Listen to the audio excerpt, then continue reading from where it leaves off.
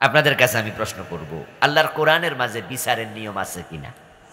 আমার প্রিয় ভাইয়েরা, ইসলামের মাঝে কেমনে বিচার করতে হবে, ইসলামে বিচার আছে কিনা? আমার রাসূল যখন 10 বছর মদিনা রাষ্ট্র চালাইছে, তখন বিচার করার সময় ইসলাম আর মানে নাই, মন মতো চালাইছে।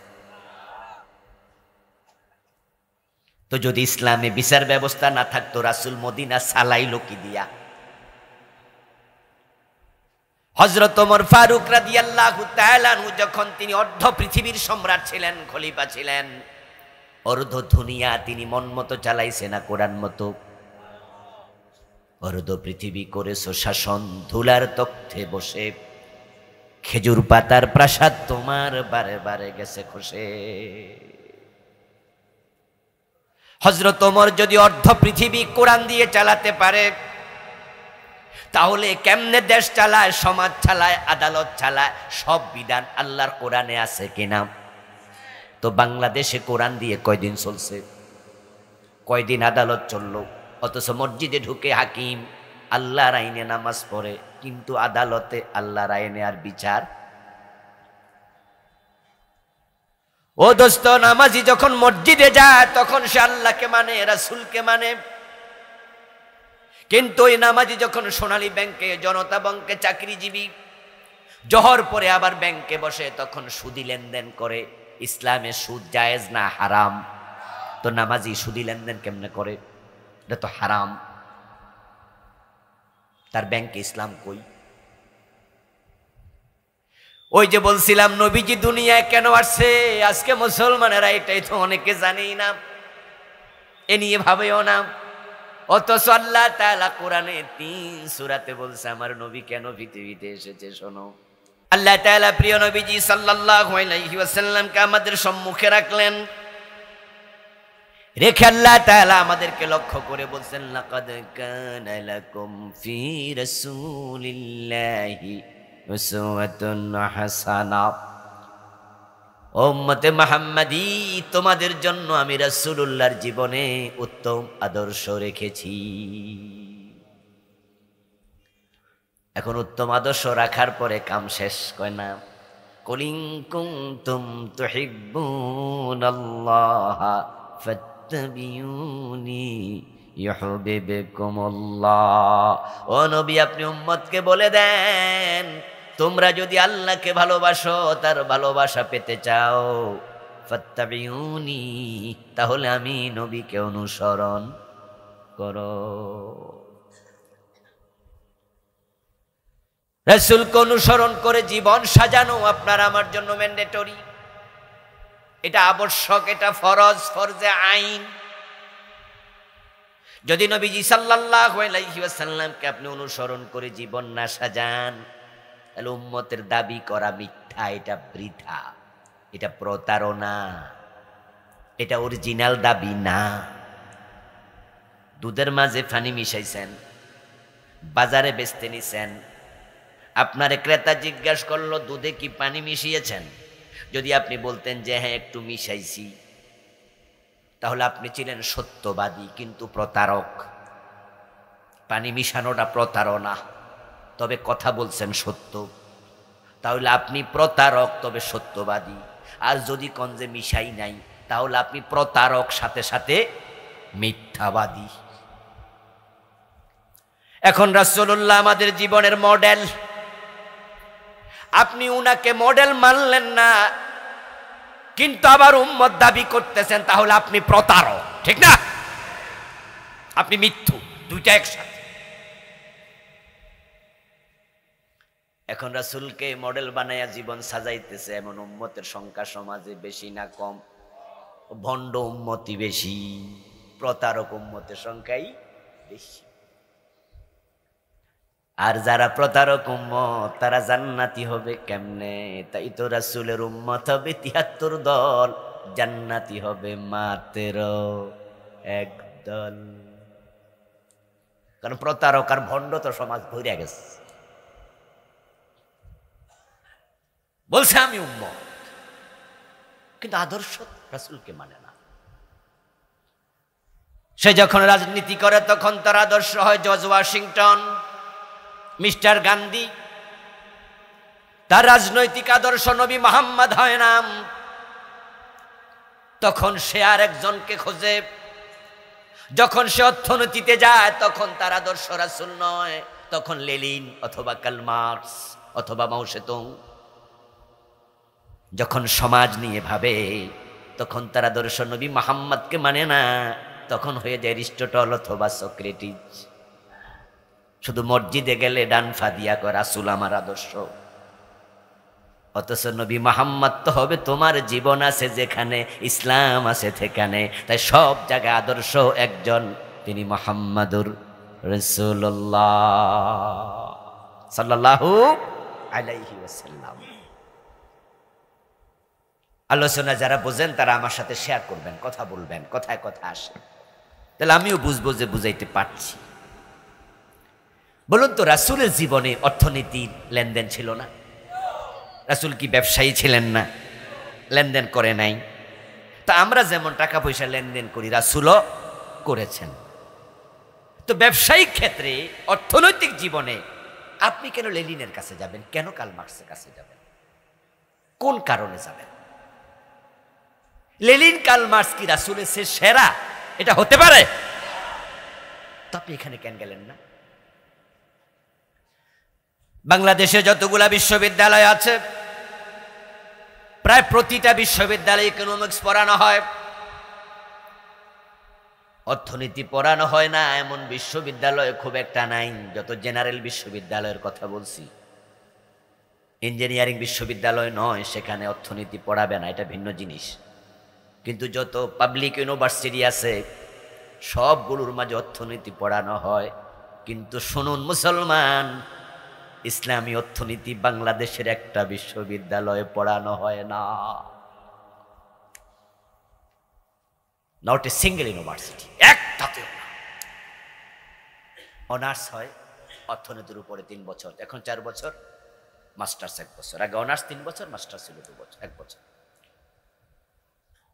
আমার প্রিয় অর্থনীতির উপরে অনার্স হচ্ছে, মাস্টার্স হচ্ছে, পিএইচডি হচ্ছে। Dhaka university, Chittagong university, Rajshahi university, Kushtia university, যত ইউনিভার্সিটি আছে ইকোনমিক ডিপার্টমেন্টে খোঁজ নেবেন, ইসলামী অর্থনীতি কেউ পড়ায় না। সব জেনারেল অর্থনীতি, সাধারণ অর্থনীতি, সব সুদে ভরা। হয়তো পুঁজিবাদ না হয় সমাজতন্ত্র, পুরা পুঁজিবাদী সমাজতান্ত্রিক অর্থনীতি দখল করে রাখছে। এখন আমাদের বাচ্চারা অর্থনীতি নিয়ে পড়ছে, তাদের জীবনে ইসলামী অর্থনীতি নাই। এবার রাষ্ট্রবিজ্ঞান নিয়ে পড়েন। আমি নিজে অনার্স যখন করি আমার 200 নাম্বার রাষ্ট্রবিজ্ঞান ছিল, 200 না 300 ভুলে গেলাম, একটু কনফিউজ। 300 নাম্বার না, 300 নাম্বার অনার্স সাবসিডিয়ারি। তখন রাষ্ট্রবিজ্ঞান নিয়েছিলাম। ওখানে গিয়ে দেখি শুধু সক্রেটিস, অ্যারিস্টটল, অমক তমক পড়া। মানে আল্লাহ নবী মুহাম্মদ দুনিয়ার সেরা রাষ্ট্রবিজ্ঞানী, তার কোনো প্রভাব আমাদের দেশের রাষ্ট্রবিজ্ঞানে নাই।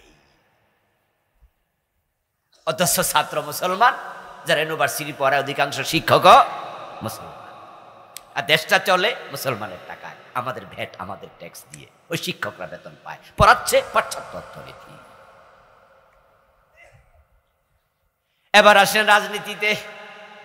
যখন আপনি রাজনীতি করবেন তখন রাসূলকে অনুসরণ করে বাংলাদেশে কয়জন রাজনীতি করতেছে? এই 54 বছর যারা দেশ চালায় তারা রাসূলকে অনুসরণ করে চালাইছে। এখন এই ওয়াজ করলে তো আপনার আর চেহারা কারো কারো কালো হয়ে যাইব, হুজুর যা আমরা ধরছে।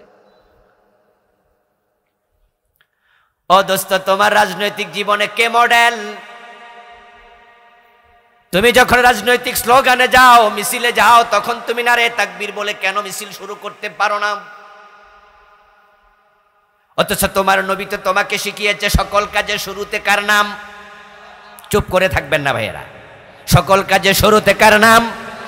খাওয়ার শুরুতে কার নাম? চলার শুরুতে কার নাম?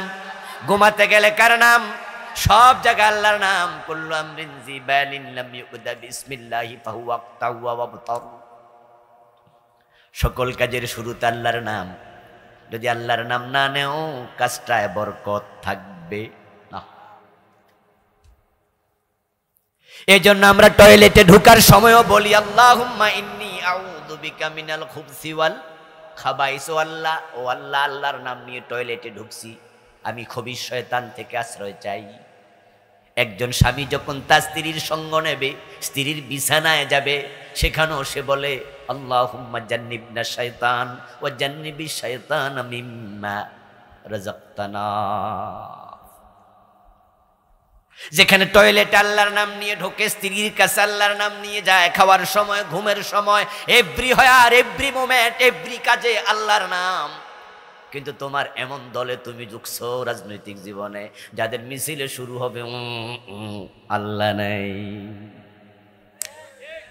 ফোড়া কোফাইল্লা মুসলমান, কোফাল পড়া মুসলমান, অমকের সৈনিক এক হও। আরে বাবা, অমকের সৈনিক হইতে পারলা, রাসূলের সৈনিক হইতে পারলা না। রাসূলুল্লাহর জীবনের লক্ষ্য আপনি আমি বুঝি নাই, মানি নাই। যদি রাসূলকে জীবনের লক্ষ্য না বানান তো রাসূলের সাথে জান্নাতে যাবেন কেমনে? রাসূল হলেন ট্রেন গাড়ির ইঞ্জিনের মতো, আমরা হলাম পিছনে বগি, ডাব্বা। ইঞ্জিন থাকে সামনে, বগি থাকে পিছনে। রাসূল তো আমাদের লিডার, আমাদের নেতা, উনি সামনে থাকবে, আমরা পিছনে থাকবো। রাসূল সামনে দাঁড়িয়ে নামাজ পড়তেন, ইমাম। ইমাম শব্দের অর্থ কি? নেতা, লিডার।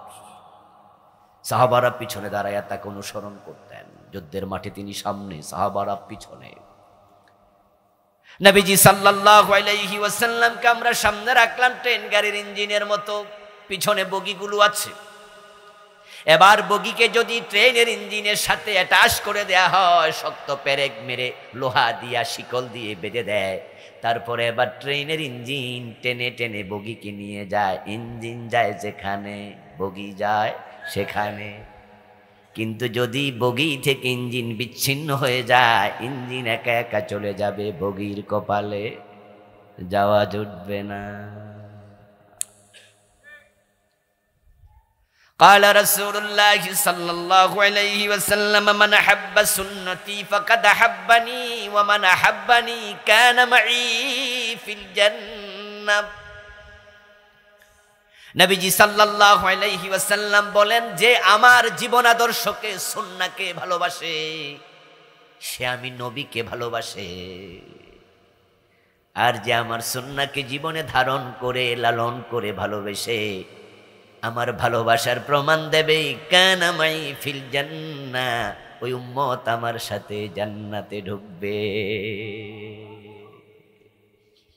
এখন রাসূলের জীবনের লক্ষ্য একটা, আপনার জীবনের লক্ষ্য আর একটা। তাহলে কি ইঞ্জিনের সাথে লাগলেন না বিচ্ছিন্ন? আপনার মতো উম্মত জান্নাত পাবেন না। হ্যাঁ, রাসূলকে মানি আর না মানি জান্নাতে যাবই। এজন্য গাঁজাটাই নাও চিন্তা করে হেও জান্নাত পাবে। 5 ওয়াক্ত নামাজের 1 ওয়াক্ত পড়ে না, পিছল খাইয়া বললো পশ্চিম দিকে পড়ে না, দক্ষিণ দিকে কাইত হইয়া পড়ে, এমন কাটটা বেনামাজি জুমা পড়ে না। আপনি হেরে জিজ্ঞাসা করবেন বেহেশতে যাইবা, দেখবেন মুস্কি হাসি দিয়া বলবো চলেন, পারলে এখনই যাব। কেমনে যাইবা? নামাজ কালাম তো পড়ো না মিয়া। ও দোস্ত, কত রাকাতি নিয়ে গানে গানে আপনাকে শোনাবে জান্নাত নিয়ে টেনশন নাই, সেটা যাবেই সে, নামাজ লাগবে না। কারণ সে এমন পীরের কাছে মুরিদ হইছে, ওই পীর সাহেব কইয়া দিছে তোরে ছাড়া আমি বেহেশতে যামু না। এজন্য আল্লাহরে সেজদা দেয়া বন্ধ করে পীরের পায়ে সেজদা দেয় এমন মুরিদ বাংলাদেশে আছে কিনা? এদেরও জান্নাতে যাওয়ার শখ নাই, বরং ওরাই দোতরা বাজায়া কয় আছেন আমার মুক্তার, আছেন আমার ব্যারিস্টার, শেষ বিচারের হাইকোর্টেতে তিনি আমায় করবেন পার, আমি পাপী তিনি জামিনদার। টুনটুনা টুনটুন, টেনশন নাই, কারণ জামিনদার আছে। হুজুর কইছে আমারে সারা বেহেশতে। কি শখ! রাসূলকে মানে না, জান্নাতে যাওয়ার শখ। রাসূলের জীবনের লক্ষ্যের সাথে আপনিও লক্ষ্য মিলান নাই, কিন্তু জান্নাতে যাওয়ার শখ আমনেরও আছে। তাই ফজরের টাইমে মসজিদে আজকের মাহফিলে মাটিতে এসে বসে গেলেন, অথচ আপনি এমএ পাস, কামেল পাস, দাওরা পাস, আপনি মসজিদের খতিব, আপনার কোনো ইঘু নাই। আপনি আসছেন আজকের তাফসীর শোনার জন্য, আলেমরা কথা বলবে, জান্নাতের পথ খুঁজে পাবো। তাই অহংকার নাই, মাটিতে বসে গেছেন। জান্নাতে যাওয়ার স্বপ্ন স্বাদ আপনারও আছে, কিন্তু রাসূলের জীবনের সাথে লক্ষ্য মিলান নাই, জান্নাত পাওয়া যাবে না। قال رسول الله صلى الله عليه وسلم كل امتي يدخلون الجنة إلا من أبى قيل من أبى يا رسول الله قال من أطاعني دخل الجنة ومن عصاني فقد أبى নবীজি 1450 বছর আগে বলে গেছেন, আমার সকল উম্মত জান্নাতে যাবে, তবে অস্বীকারী উম্মত জান্নাত পাবে না। প্রশ্ন করা হলো, হে রাসূল, অস্বীকারী উম্মতকে? নবীজি জবাব দেন, যে আমাকে অনুসরণ করে চলে সে জান্নাতি, আর যে হোল লাইফে আমাকে অনুসরণ করে চলবে না সে অস্বীকারী উম্মত, সে জান্নাত পাবে না। রাসূলুল্লাহর অনুসরণ হবে জীবনভর, জীবনের বটম থেকে টপ, রান্নাঘর থেকে সংসদ, ব্যক্তি জীবন থেকে আন্তর্জাতিক বলয়, সুবিধা মতো নয়। উদখুলু ফিস সিলমি কাফা, ইসলামে এসেছে পুরা, অর্ধেকটা নয়। মসজিদে রাসূল মানবে, আদালতে মানবে না, আদালতে মানবে, কোর্টে, আপনার সংসদে মানবে না, এক জায়গায় মানবা আর এক জায়গায় মানবা না। তুমি আল্লাহর বান্দা নও, তুমি তোমার নফসের গোলাম।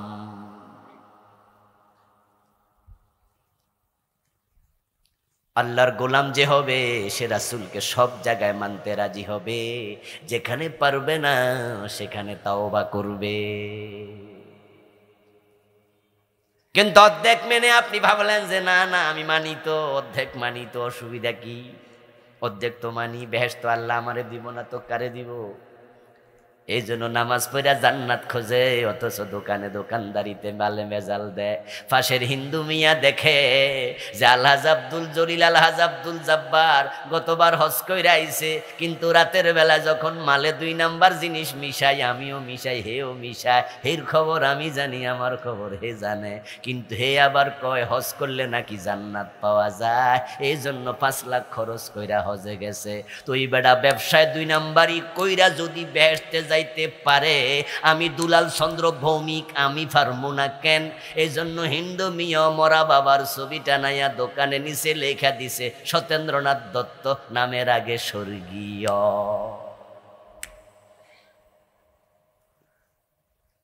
স্বর্গীয় অমক, স্বর্গীয় তমক, এমন লেখা হিন্দুদের নামের আগে দেখেছেন? এই আপনাদের এই কাশীপুর বাজারও কোনো কোনো দোকানে পাবেন। স্বর্গীয় মানে স্বর্গে গেছে না যাইব, কোনটা? হ্যাঁ, হে অলরেডি ফাড়াই দিছে বাপের, যা হাজি আব্দুল জলিল তুই যাইবি আর আমার বাবার আমি। আমরার আগে হিন্দুরা লাইন ধরছে বেহেশতে, পারলে ঠেকা। ও প্রিয় ভাইরা, স্বর্গ আর জান্নাত জিনিস কি দুইটা না একটা? জানেননি? কথা বলেন যারা জানেন। এক জিনিস না 2 জিনিস? ইয়েস। আরবিতে বলে জান্নাত, ফার্সিতে বলে বেহেশত, বাংলায় বলে বাগান, ইংরেজিতে হেভেন, সংস্কৃতিতে বলে স্বর্গ। আবু বকর জান্নাতি, হযরত ওমর বেহেশতি, 2 জন 2 দেশে। তো দুলাল চন্দ্র ভৌমিক স্বর্গীয়, আমরা স্বর্গে যাবো আর হে বেটা অলরেডি গেছে। কি শখ! অথচ কোন হিন্দু জান্নাতে বলেন, যে ব্যক্তি আল্লাহর সাথে শিরিক করে আল্লাহ তার জন্য জান্নাত হারাম বানায়া দেয়। স্বর্গীয় লিখলে স্বর্গে যাওয়া যায় না। স্বর্গীয় মানে জান্নাতি, বেহেশতি। কোন হিন্দু বেহেশতে যায়নি, শব্দের মায়ের ফেস, আর কিছু না। আমরা বলি দোজক, আমরা বলি জাহান্নাম, তারা বলে নরক, এক কথাই। হিন্দুরা বিশ্বাস করে স্বর্গ নরকে, তারাও ভগবানকে বলে ভগবান নরকে দিও না, স্বর্গে দিও। স্বর্গ চায়, শব্দের পার্থক্য। কেউ বলে চোখ, কেউ বলে নয়ন, জিনিস কিন্তু একটা।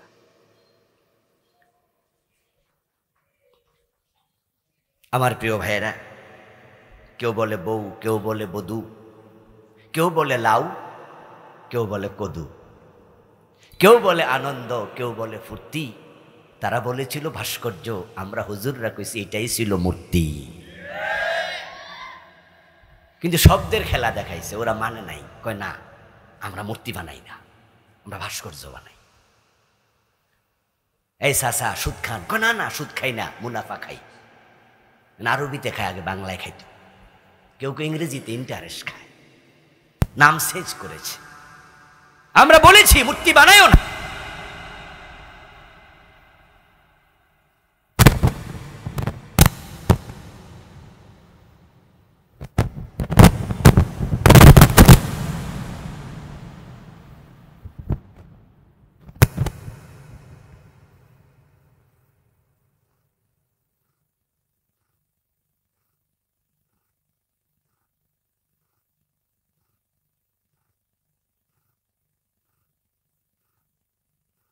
মূর্তির প্রসঙ্গে এই কথাগুলো সে বলেছিল। আলেমরা বলছে মূর্তি বানায়ও নাই। অন্ধকে হাইকোর্ট দেখিয়েছে, দেশে 4000 কোটি টাকা খরচ করে রাস্তার মোড়ে মোড়ে মূর্তি বানিয়েছিল। এই গরিব দেশটাকে আরো গরিব বানিয়েছে, তলাবিহীন চুরি বানিয়ে ছেড়ে দিয়েছে। ব্যাংকে 10 লক্ষ টাকার চেক দিলে রিফিউজ করে, ফিরাইয়া দেয়, টাকা নাই। একটা ডিম 12 টাকা দিয়ে কিনে খাওয়া লাগছে। আর 4000 কোটি টাকা মূর্তি বানায়া খরচ করছে। বাড়াবাড়ি রেজাল্ট ভালো হয় নাই, আল্লাহর গজব আসছে। একটাও এখন মূর্তি নাই, গলায় রশি লাগিয়ে টেনে টেনে মাটিতে শুইয়ে দেওয়া হয়েছে। কোন কোন মূর্তির মাথায় উঠে প্রস্রাব করা হয়েছে।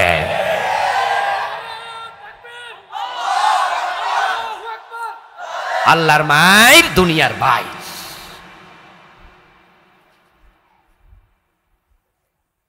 বারবারই রেজাল্ট ভালো হয় না। এই মাহফিলটাও নাকি দীর্ঘ কত বছর বন্ধ? 11 বছর বন্ধ। 11 বছর যদি মাহফিলটা হতো তাহলে এবার 39তম হইতো। কোরআনের কথা বলতে দেয় নাই। এ 15টা বছরে আলেমদের গলা চেপে ধরেছে, ইসলাম ওয়ালাদের টুটি চেপে ধরেছে। তাদের কথা ছাড়া মাহফিল করা যেত না, তাদের অনুমতি নিতে হবে। জমিনের মালিক তারা নাকি আল্লাহ? কোরআন কার কালাম? তো আল্লাহর জমিনে আল্লাহর কথা বলতে তোদের অনুমতি কেন নিতে হবে? আর যারা অনুমতির জন্য তোদের কাছে যেতে হবে, তারা কি দেশে ভাড়া থাকে? তারা কি দেশের ঘর জামাই? তারা আমাদেরকে 2য় শ্রেণীর নাগরিকে পরিণত করেছিল। তাদের অনুমতি না নিলে পুলিশ পাঠাইয়া দিত। মাহফিল চলাকালে স্টেজে এসে পুলিশ মাইক কেড়ে নিয়ে গেছে, এমন ঘটনাও ঘটেছে। আলেমদেরকে ধাক্কাইয়া নামাই দিচ্ছে, মাহফিল বন্ধ করে দিয়েছে, মাহফিল কমিটিকে মামলার আসামি করেছে। কি জুলুম, কি অত্যাচার! ইন্নাহু লা ইফলিহুজ জালিমুন। কোরআন মাজিদে আল্লাহ তাআলা বলছে, জালেমরা কখনো সফল হয় না। আল্লাহর কথা কখনো মিথ্যা হতে পারে না। কোরআন পড়েছি, শুনেছি, আগে জানতাম জালেম কখনো সফল হয় না। ফিরাউনকে শুনেছি পানিতে আল্লাহ ডুবায়া মারছে। নমরুদের মতো জালেমের ব্যাপারে কোরআনে পড়েছি, হাদিসে পড়েছি, আল্লাহ গজব দিছে, ঠ্যাং ভাঙ্গা মশা দিয়া জুতার বাড়ি খাওয়ায়া মারছে। আব্রাহা কাবা ভাঙতে আসছিল, আল্লাহ বাবিল পাখি পাঠাইয়া শেষ করে দিয়েছে। আগে জালেমের কথা শুনেছি, আর এবার জালেমের পরাজয় নিজের চোখে আমরা দেখেছি। বেজ্জতি কাকে বলে? বেজ্জতি কাকে বলে? আল্লাহ তাআলা কিভাবে বেজ্জতি করে? এগুলো তাদের কৃতকর্মের ফলাফল, এগুলো আল্লাহর গজব। কোরআনের মাহফিলে কোরআনের কথাই তো হয়, ঠিক না? এই যে আমি রাসূল কেন এসেছেন, রাসূলের সুন্নাহর কথা বলছি, আমাদের জীবনটা রাসূলের মতো করার জন্য বলছি। এটা কি আমার ব্যক্তিগত কথা? এটা কোনো দলের কথা? এটা ইসলাম, এটা জান্নাতের রাস্তা। যদি ওরা ক্ষমতায় থাকতো তাহলে কি মাহফিল করতে পারতেন? এবার আমি আসতে পারতাম? জবরদখল হয়েছিল জমিন, আল্লাহ দখল মুক্ত করেছে। এই জন্য আমি তো বলি, এবার যে অগাস্ট বিপ্লব হলো, এটা দুনিয়ার মানুষ করে নাই, এটা আসমানের মালিক করেছে। এই পোলাপনগুলো আবাবিল পাখির মতো ছিল, এটা ওসিলা ছিল। এবার গজব আল্লাহ নিজে দিছে। নয় পোলামান চাইছিল কি কোঠা সংস্কার, উঠছিল ঘামাসি, কিন্তু এটা চুলকাইলে যে ক্যান্সার হইয়া রুগী মরে যাবে রুগীও জানে না, ডাক্তারও জানে। আন্দোলন শুরু হলো কোটা সংস্কার। যদি শুধুমাত্র বলতো দ্যাটস ওকে, কোটা সংস্কার করব, আন্দোলন শেষ। কিন্তু না, সীমালঙ্ঘন করেছে তো। 5ই মে শাপলার চত্বরে আলেমদের বুকে গুলি করেছে। এক রাতে ঢাকা শহর ক্লিয়ার করে দিয়েছি, গর্ব করে বলেছে। ঢাকা একবারে সাফ করে গেছে এক রাতে। পোলাপান মানুষ, তোরা রাস্তায় আন্দোলন করবি, শেষ করে দেব। সর বেটা, রাজাকারের নাতি ফুতি পোলাপানরে গালি দিছে। কিন্তু এরা যে আবাবিল তা জানতো না। ওদের হাত ধরে এই রাজাকার শব্দ দিয়া ইসলাম ওদেরকে তোমরা নির্মূল করতে চেয়েছো, এক শব্দে আল্লাহ তোমাদের নির্মূল করে দিয়েছে। ওই শব্দটাই গজব হিসাবে পড়ছে ওদের উপরে। এক শব্দে ওরা শেষ।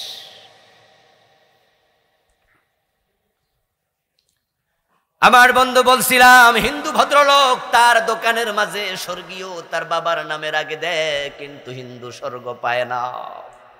স্বর্গ জান্নাত, জান্নাতে যাওয়ার জন্য ঈমান আমল প্রয়োজন আছে না নাই? হিন্দু ভদ্রলোকের কি ঈমান আছে? ঈমান ছাড়া কেমনে জান্নাতে যাবে? লিখলে তো কাজ হবে না, লিখলে তো কাজ হবে না, লেখার সাথে বাস্তবতা লাগে। এই যে আমার এখানে সাদা কাগজ আছে, এখানে যদি আমি কলম দিয়ে লিখি পোয়াকার পান শিকাননি, উচ্চারণ কি হবে? কাগজটা ভিজবে? লিখে আছে, বাস্তবে নাই, ভিজবে না।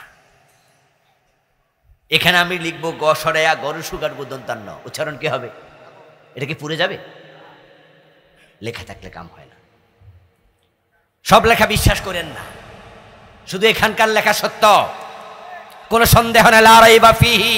এছাড়া বাকি যা আছে একটু ভেবে চিন্তে নিয়েন। 92% মুসলমান, এটাও মিছা কথা। এত মুসলমান বাংলাদেশে লাগে না।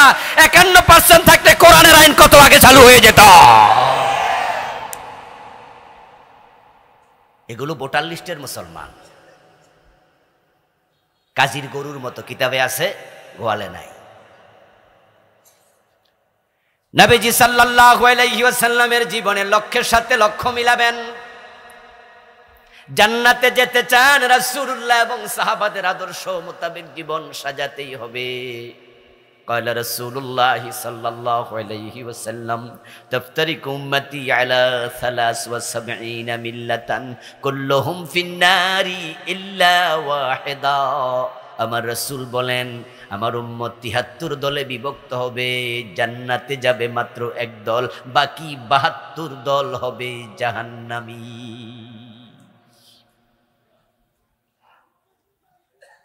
একজন সাহাবী দাঁড়ালেন, কিলা ইয়া রাসূলুল্লাহি ওয়া মাহি, ও প্রিয় নবী, জান্নাতি দল কোনটা? ওই দলে তো আমিও যোগ দিতে চাই, কারণ জান্নাতি দল মাত্র কয়টা? সবাই একটু দূর বলুন না কথা, জান্নাতি দল কয়টা? এটা আমার কথা না, হাদিসে আছে। তো হাদিসের কথা জোরে বলতে হবে, বলুন না জান্নাতি দল কয়টা? তাহলে জান্নাতে যেতে হলে ওই দলে যাওয়া দরকার আছে না নাই? তাই সাহাবী দাঁড়াইয়া প্রশ্ন করলেন, রাসূল জান্নাতি দল কোনটা? জান্নাতে তো আমিও যেতে চাই। জান্নাতি দল বুঝেন কিন্তু কথা, জান্নাতি দল। তা আপনি যে দলে আছেন ওই দলের নেতা, ওই বেটা ইসলাম কোরআন হাদিস মাইন্না চলতেছে। আপনার ইমামের পিছনে আপনার যিনি নেতা, হেরে যদি জুমার মসজিদে খতিবের জায়গায় বসাই দেন, বেড়া খুতবা দিতে পারবো তো? বেড়া নামাজ পড়াইতে পারবো তো? তো হের মুরিদ হইলে হে দুজো কিনা জান্নাতি, আপনি ভাইবেন এর আলোকে আমনেরটাও হবে।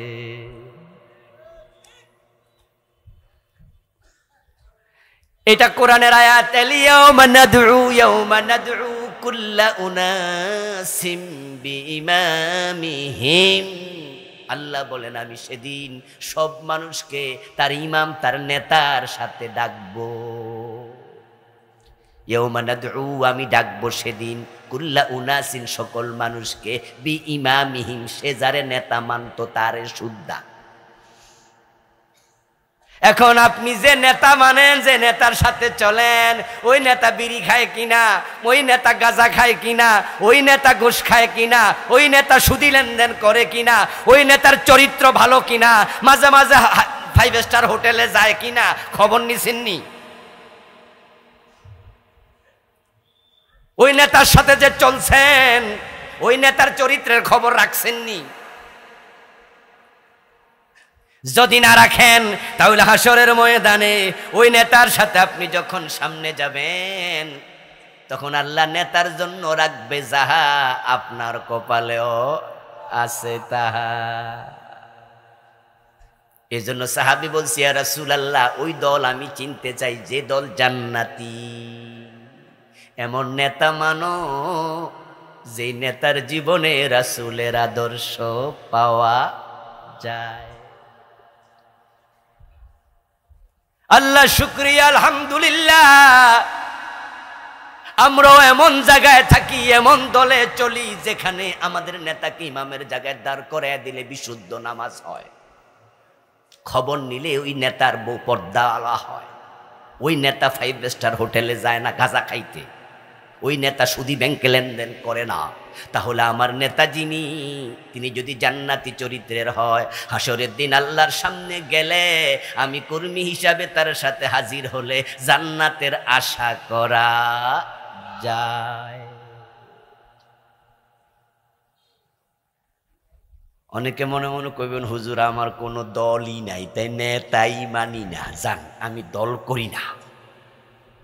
ঠিকই, অনেক ফির আছে কয় কোনো দল করি না। অনেক ইমাম আছে, বক্তা আছে, মাদ্রাসার প্রিন্সিপাল আছে, মুহাদ্দিস আছে, টিচার আছে, মসজিদের খতিব আছে, মাহফিলের বড় ওয়াইজ আছে, মনে সবার সামনে কইয়া দেয় আমি কোনো দল মল করি না। আর আপনারা কোন যে আসল ইমাম সাহেব পাইছি, হুজুর কোনো দলাদলিতে নাই। আমাদের পীর সাহেব হুজুর কোনো দল করে না। আপনি খুশি এমন ফিরের মুরিদ, অথচ রাসূলের হাদিস হলো আমার উম্মত ৭৩ দল। এখন আপনার ফির কয়, আপনার হুজুর কয় আমি কোনো দলে নাই, তাহলে ৭৩-এর ভিতরে না বাহিরে? হে তো উম্মতই না। আরে দোজক আর বেহেশত তো ফরে, আগে তো হেতু উম্মতের ভিতরে পড়া লাগবে। এই নোয়াখালীর ভাইয়ের, এটা কি নোয়াখালী অঞ্চলে তো নাকি? আচ্ছা, কবরে দেওয়ার সময় একটা দোয়া আছে, বিসমিল্লাহি আলা মিল্লাতি রাসূলিল্লাহ। এই অঞ্চলে দোয়াটা চলে তো? আচ্ছা, বাংলা অর্থ কি? বিসমিল্লাহি আল্লাহর নামে, ওয়ালা মিল্লাতি রাসূলিল্লাহ রাসূলের দলে।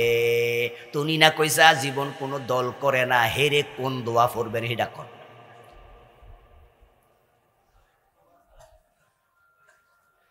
আসলে ব্যাপারটা কি? ব্যাপারটা হলো আল্লাহর নবীর যে দল আছে এটা হাদিস দিয়ে প্রমাণিত। কবরে যাওয়ার সময় রাসূলের দল। ওই সাহাবী প্রশ্ন করলো, ইয়া রাসূলুল্লাহ, জান্নাতি দল কোনটা? রাসূল জবাব দেন, মা আনা আলাইহি ওয়া আসহাবী, আমি নবী মুহাম্মদ আমার সাহাবাদের দল, আমি যার উপর প্রতিষ্ঠিত, আমার সাহাবারা যার উপর প্রতিষ্ঠিত, অর্থাৎ কোরআন হাদিস যেখানে তোমরাও থাকবা সেখানে। কোরআনের দল, কোরআনের দল। নবীজি সাল্লাল্লাহু আলাইহি ওয়াসাল্লাম কোরআন নিয়ে এসেছিলেন আমাদের কাছে। আল্লাহ তাআলা সূরা সফের 9 নম্বর আয়াতে বলতেছে, হুয়াল্লাযী আরসালা রাসূলাহু বিল হুদা ওয়া দীনিল হাক্কি লিইয়ুযহিরাহু আলাদ-দীনি কুল্লিহি। আমি আমার নবী মুহাম্মদকে পাঠাইছি কোরআন দিয়ে, দ্বীনে হক ইসলাম দিয়ে। উদ্দেশ্য শুধু একটা, নবীর জীবনের লক্ষ্য একটা, লিইয়ুযহিরাহু আলাদ-দীনি কুল্লি। সমাজে যত আইন আছে, বিধান আছে, মতবাদ আছে, আদিয়ানে বাতিল আছে, মানুষের বানানো রীতি আছে, নীতি আছে, সংবিধান আছে, আমার নবীর জীবনের লক্ষ্য সবগুলার উপরে তিনি ইসলামের বিজয় করে দেবেন।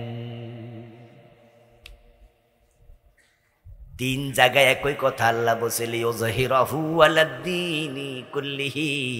আমার নবীর জীবনের লক্ষ্য ইসলামের বিজয় করা। যারা আমার আলোচনা বুঝছেন কিছু, তারা দয়া করে একটু বলুন তো, বাংলাদেশে 54 বছর ধরে ইসলাম কি বিজয়ী অবস্থায় আছে না পরাজিত? রাসূলের জীবনের লক্ষ্য কি ছিল? কি ছিল? দিনের বিজয়। তো আমরা না 92% মুসলমান, তো ইসলাম পরাজিত, তো রাসূলের জীবনের লক্ষ্যের সাথে মিল কই? রাসূলুল্লাহর নবুয়তের জীবন ছিল 23 বছর। সাহাবায়ে কেরাম রাদিয়াল্লাহু তাআলা আনহুম, ওনাদের সংখ্যা ছিল মাত্র 1.25 লক্ষ। আমার রাসূল যদি 23 বছরে মাত্র 1.25 লক্ষ সাহাবী সাথে নিয়া দিন বিজয় করতে পারে, 54 বছরে আমরা মুসলমান আছি নাকি 18 কোটি, দিন বিজয়ের কোনো খবর নাই। এতেই গাফলতির মামলার আসামি হওয়া লাগবে।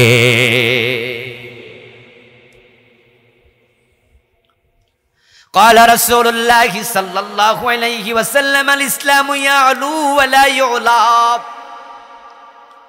রাসূল বলেন ইসলাম এসেছে বিজয় হওয়ার জন্য, পরাজিত হতে নয়। ইসলাম বিজয়ী আদর্শের নাম। নবীজি সাল্লাল্লাহু আলাইহি ওয়াসাল্লাম মক্কায় 13 বছর ছিলেন, দিনের বিজয় তিনি সেখানে করতে পারেননি। কিন্তু মদিনায় হিজরতের পরে মদিনায় দিনের বিজয় হয়ে গেল। 8ম হিজরিতে মক্কা বিজয় হলো। আবু বকরের পরে ওমর আসলেন, অর্ধ দুনিয়া ইসলাম চলে গেল। পৃথিবীর অর্ধেকটা ইসলামের কথা চলে, ইসলামের বাহিরে অর্ধ পৃথিবীর কেউ চলে না। ইসলাম ছিল বিজয়ী। কোরআনে আছে চোর ধরে হাত কেটে দাও, আসেনি? আছে, আছে। কয়দিন হাত কাটছেন? তাহলে এই আইনটা বিজয়ী না পরাজিত? কোরআনে আছে জেনা করলে 100 বেত লাগাও, আছে না? الزانية والزاني فاجلدوا كل واحد منهما 100 جلدة ولا تأخذكم بهما رأفة في دين الله। আল্লাহ বলছে 100 বেত লাগাও। 54 বছরের বাংলাদেশে কোনোদিন এই আইনটা মানা হলো না। তাহলে এই আইনটা বাংলাদেশে বিজয়ী না পরাজিত? মদ পান করলে 80 বেত লাগাতে হবে, এমন হাদিস আছে না নাই? হযরত ওমর তো নিজের ছেলে আবু শাহমাকে রেহাই দেন। মদ্যপানের অপরাধে প্রিয় পুত্রকে নিজ করে মেরেছ দোররা, মরেছে পুত্র তোমারই চোখের পরে। আপনাদের কাছে আমার জানতে চাওয়া, দয়া করে বলুন সবাই মিলে, এই 80 বেতের আইন বাংলাদেশে মদ খাইলে আমরা কয়দিন লাগাইছি? মানতে পারছি? তাহলে এই আইন কি বিজয়ী না পরাজিত? কোরআনে আসলা লাহুল খালকু ওয়াল আমর, সাবধান সৃষ্টি যার, আইন চলবে শুধুই। কথাটা কার? জোরে বলেন না, সবাই মিলে বলেন সৃষ্টিকার, আইন চলবে কার? কিন্তু আল্লাহর আইন চলছে না, ব্রিটিশ আইন। তো ব্রিটিশ আইন মানলে আল্লাহর গোলাম হলেন কেমনে? আপনি ব্রিটিশের আইন মেনে বলছেন আমি আল্লাহর বান্দা, আল্লাহর গোলাম, আপনি মিথ্যুক, আপনি প্রতারক।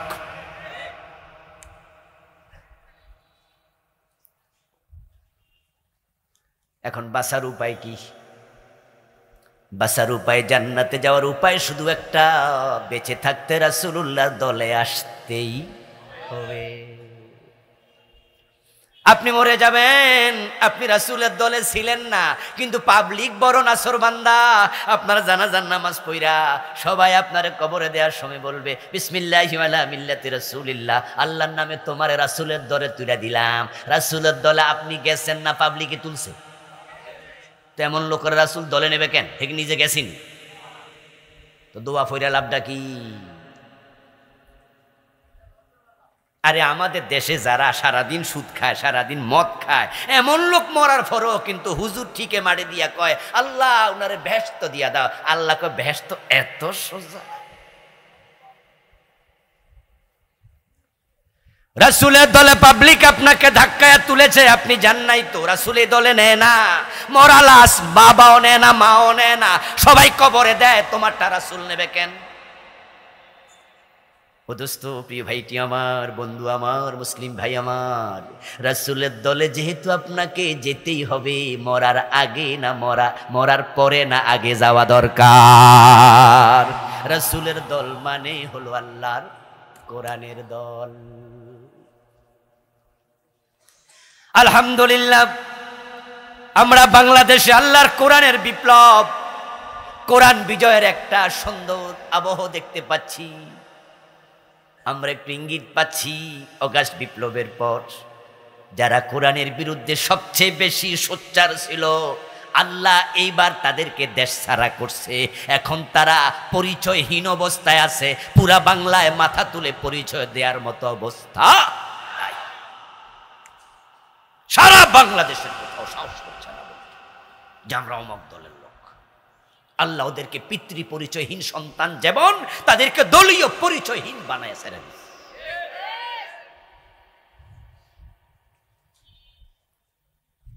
এবং তারা কথা বলতে পারছে না, পরিবেশও নাই, বলার সাহসও নাই।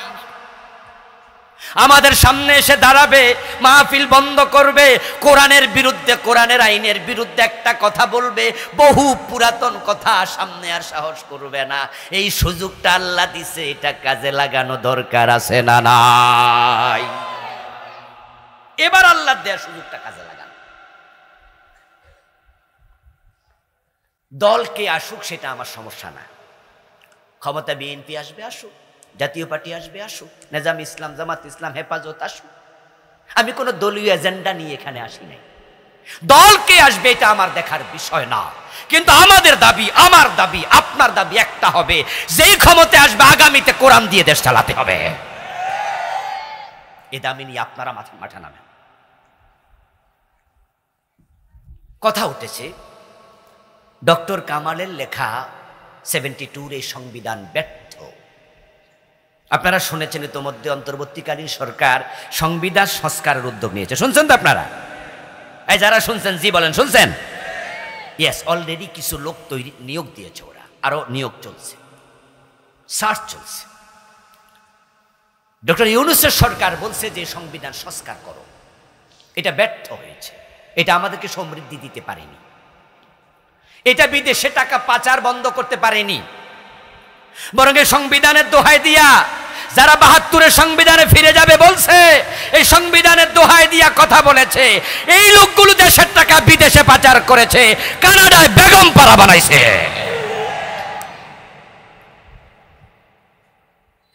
সাবেক প্রধানমন্ত্রী বলেছেন উনার বাড়ির ফিয়ন কত কোটি টাকার মালিক?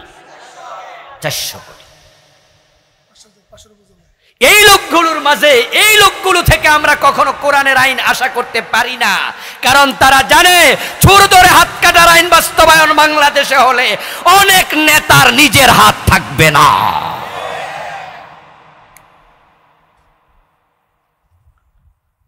আমরা আল্লাহর আইনের কথা বললে, কোরআনের আইনের কথা বললে ওদের মুখ কালো হয়ে যায়। ওরা বলে হ্যাঁ হুজুররা কয় চোর ধরে হাত কাটবে, এগুলো মধ্যযুগীয় আইন, তো চোরে বাঘ খাইব কি দিয়া? ওরে বাবা, মানবতার দরদি। চোর ধরে হাত কাটার কথা শুনলে নেতার মুখ কালো হয় কেন, কর্মীর মুখ কালো হয় কেন? আমরা তো ব্যক্তির বিরুদ্ধে কথা বলি না, আমরা তো চোরের বিরুদ্ধে কথা বলি। তোমার সমস্যা কোথায়? সমস্যা আছে, সমস্যা হলো বাড়িতে গিয়ে আয়নার সামনে দাঁড়ালে আয়নার ভিতরে চোর দেখতে পায়। এখন কি করতে হবে? এখন একটা কাজই করতে হবে, যদি জান্নাতে যেতে চান রাসূলুল্লাহর দলে মরার আগে যোগ দিতে হবে। জান্নাতি দল তো একটা। এখন মৃত্যু কবে আসবে কে কে জানেন? মৃত্যু কি আজকেও হতে পারে না? তো কোরআনের দলে আজকে চলে আসেন, আজকে চলে আসেন, কথা তোলেন, আওয়াজ তুলে দেন। এই সংবিধান 18 বার চেঞ্জ করেছো, সংস্কার করে লাভ হয়নি। যে লাউ সেও কদু, 18 বার পরিবর্তন করে যখন সমৃদ্ধি শান্তি আসেনি, এই সংবিধান দিয়ে শান্তি সমৃদ্ধি আসবে না। দাবি তুলতে হবে, এটা সরাইয়া দাও, আল্লাহর কোরআনকে সংবিধান ঘোষণা করে দাও। সুযোগ আছে না নাই? আমরা তো 92% মুসলিম, সুযোগ নাই কো লোকে? অবশ্যই আছে। এখন যদি কোরআন সংবিধান হোক, ইসলামের আইন বিজয়ী হোক, এর পক্ষে আপনি না থাকেন, আল্লাহর কসম আপনি রাসূলের উম্মত, জান্নাতি যারা তাদের দলে নাই। এখন আপনি কি জাহান্নামে যাবেন না জান্নাতে যাবেন, এই সিদ্ধান্ত তো আপনার ব্যাপার, এটা আমার না। আল্লাহর নবী দিন বিজয় করলেন মদিনায় গিয়ে, মক্কায় কেন পারলেন না? কারণ হচ্ছে মক্কার সংসদ ভবনের নাম ছিল দারুন নাদওয়া। ওখানে রাসূলুল্লাহ কোরআন নিয়ে ঢুকতে পারেন নাই। মক্কার সংসদের নেতা ছিল আবু জেহেল, আবু লাহাব, উতবা, সাইবা, ওয়ালিদ বিন মুগীরা। ওরা মক্কার সংসদে সিদ্ধান্ত নিয়েছিল, লা তাসমাউ লিহাদাল কুরআন ওয়ালগাউ ফি, তোমরা কোরআন শুনতে যেও না, মুহাম্মদ যেখানে কোরআন পড়বে সেখানে গন্ডগোল লাগাও। নাউজুবিল্লাহ পড়েন। কোরআন শুনতে যেও না, গন্ডগোল লাগাইয়া দাও। মক্কার কাফেরদের সাথে গত 15 বছর ফ্যাসিস্টদের দারুণ মিল ছিল। এই যে মাহফিলটা 11 বছর করতে দেয় নাই, তাদের চরিত্র আবু জেহেলের সাথে মিলে যায়, ডাইরেক্ট কোরআনের আয়াতের সাথে মিলে যায়। লা তাসমাউ লিহাদাল কুরআন ওয়ালগাউ ফি, কোরআন শুনতে যেও না, গন্ডগোল লাগাও। 144 জারি করে আল্লাহর হাবিব সাল্লাল্লাহু আলাইহি সাল্লাম 13টি বছর মক্কায় থেকে মদিনায় রওনা দিলেন। মদিনায় যাওয়ার পথে প্রিয় নবীর মনে চিন্তা আসলো, আচ্ছা মদিনায় যদি গিয়ে দেখি সেখানে সংসদে আরেক আবু জেহেল বসে আছে লাঠি নিয়ে, আমাকে ঢুকতে দেয় না, তাড়া করে, তাহলে হিজরত করে লাভটা কি? তাই প্রিয় নবীর অন্তরের দিকে তাকিয়ে আল্লাহ তাআলা কোরআন মাজিদের একটি আয়াত নাজিল করলেন, ও নবী আপনি আমার কাছে দোয়া করুন, ওয়াজআললি মিন লাদুনকা সুলতানান নাসিরা। রাসূল হিজরতের পথে আল্লাহর শিখানো দোয়া তিনি করছেন, ও আমার রব, ও আল্লাহ তোমার পক্ষ থেকে আমাকে রাষ্ট্র শক্তি দিয়ে সাহায্য করো, আমাকে রাষ্ট্র ক্ষমতা দাও, ওয়াজআললি আমাকে দাও মিন লাদুনকা তোমার পক্ষ থেকে সুলতানা রাষ্ট্র ক্ষমতা। রাষ্ট্র ক্ষমতা চাওয়া গদির লোভ নাকি সুন্নাত? আল্লাহ কোরআনের আয়াতে শিখায়, রাসূল করে। আর আপনি বলছেন হুজুররা রাষ্ট্র ক্ষমতা চায় কেন? গদির লোভ আছে বুঝি? ও মিয়া, তোমার রাষ্ট্র ক্ষমতা চাওয়া আর আমার রাষ্ট্র ক্ষমতা চাওয়া এক না। তুমি পেটের জন্য চাও, পকেট মোটা করতে চাও, আর আমরা রাষ্ট্র ক্ষমতা কোরআনের আইন কায়েমের জন্য চাই।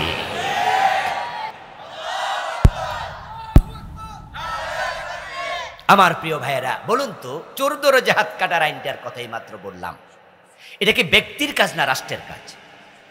ডাকাত ধরে শুলে দেওয়া ব্যক্তির কাজ না রাষ্ট্রের কাজ? জেনা করলে পাথর মারা ব্যক্তির কাজ না রাষ্ট্রের কাজ? তো রাষ্ট্রে দিন বিজয় না হলে আপনি ফৌজদারি আইন কায়েম করবেন কেমন?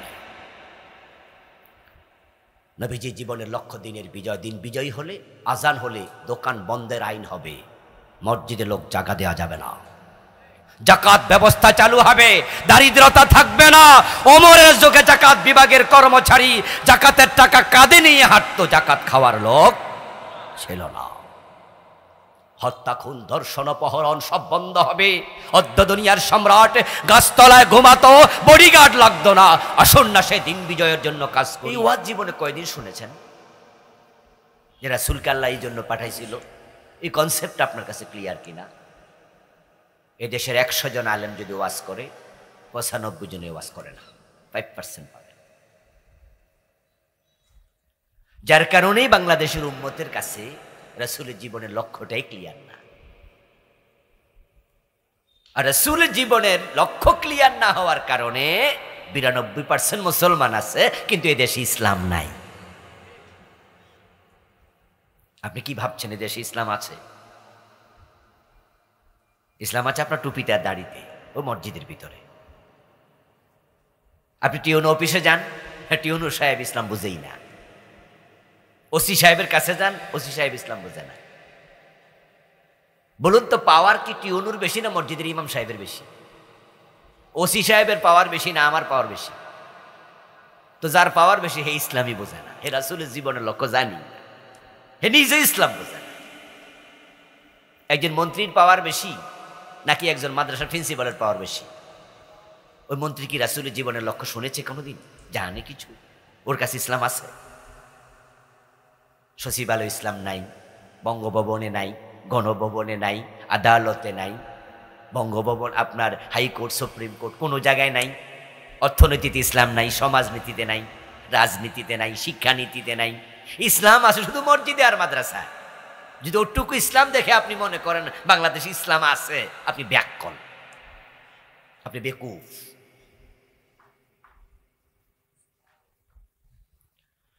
আমার বন্ধু, হাতির লেজের নাম হাতি নয়। যদি কোথাও একটা হাতির লেজ পড়ে থাকে আর আপনি মনে করেন এখানে পুরা হাতিটাই আছে, তাহলে আপনি হাতির দেহ সম্পর্কে বেখবর মানুষ। হাতির বডির তুলনায় হাতির লেজ কত ভাগের এক ভাগ? এই যারা হাতি দেখছেন তারা কথা কোন, হাতির বডির তুলনায় লেজ কত ভাগের এক ভাগ হবে?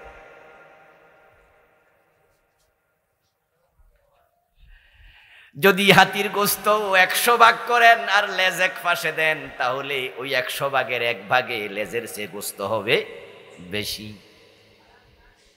ওই শুধু লেজের নাম যেমন হাতি নয়, মসজিদের 5 ওয়াক্ত নামাজ আর রমজানের রোজা হজ আর যাকাতের নামও আসল ইসলাম নয়।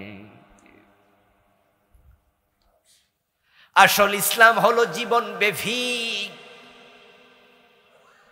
আল্লাহ তাআলা পবিত্র কোরআন মাজিদে বলছেন, উদখুলু ফিস-সিলমি কাফা, যে ইসলাম আমি তোমাদের দিয়েছি ওই ইসলামে তোমরা পরিপূর্ণ প্রবেশ করো। আল্লাহ তাআলা বলেছেন, আল-ইয়াউমা আকমালতু লাকুম দীনাকুম, আমি তোমাদের দিন, তোমাদের ধর্ম ইসলামকে পরিপূর্ণ করেছি। তাই তো ইংরেজিতে আমরা একটি প্রবাদ শিখেছি, এটা জনমুখে এতটাই মাশহুর, বিখ্যাত, সবাই শুনেছেন, Islam is the complete code of life. ইসলাম হলো পরিপূর্ণ জীবন বিধান। পরিপূর্ণ জীবন, জীবন আছে যেখানে ইসলাম থাকবে সেখানে। কথা ছিল জীবন আছে যেখানে ইসলাম থাকবে সেখানে, অথচ ইসলাম তো কোথাও নাই, শুধু মসজিদে আর মাদ্রাসায়। আমরাও যখন মসজিদে ঢুকি তখন ডান পা দিয়ে ঢুকি, বাম পা দিয়ে বের হই। আল্লাহু আকবার বলে নামাজ শুরু করি, সালাম ফিরিয়ে ফিরাই শেষ করি। মসজিদের ভিতরে যতক্ষণ থাকি ইসলামের বাহিরে চলি না। কিন্তু সেই আমি যখন মসজিদের বাহিরে যাইয়া দোকানদারি করি, তখন দোকানে আর ইসলাম মানি না। আমি ওজনে কম দে, মালে ভেজাল দে, 2 নাম্বার মালের 1 নাম্বার কইয়া বেশি, মাথায় টুপি আছে অথচ ওজনে কম দিচ্ছে। যখন মসজিদে আমি গিয়েছি তখন ইসলামের আলোকে আমি নামাজ পড়লাম, কিন্তু সেই আমি যখন আদালতের চেয়ারে বিচারক হয়ে বসে বিচার করলাম, তখন আমি যে আল্লাহ রাসূলের বিধানে নামাজটা পড়লাম, বিচারের রায় দেওয়ার সময় কোরআনের আইনের প্রতি কোনো খেয়াল আর নাই।